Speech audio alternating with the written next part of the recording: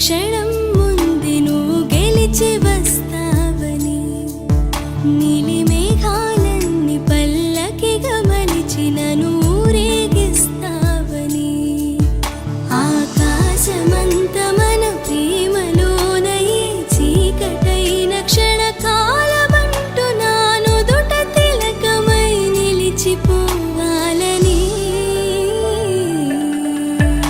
ఎంత చిత్రం ప్రేమ వింత వీలు నామ రాసింది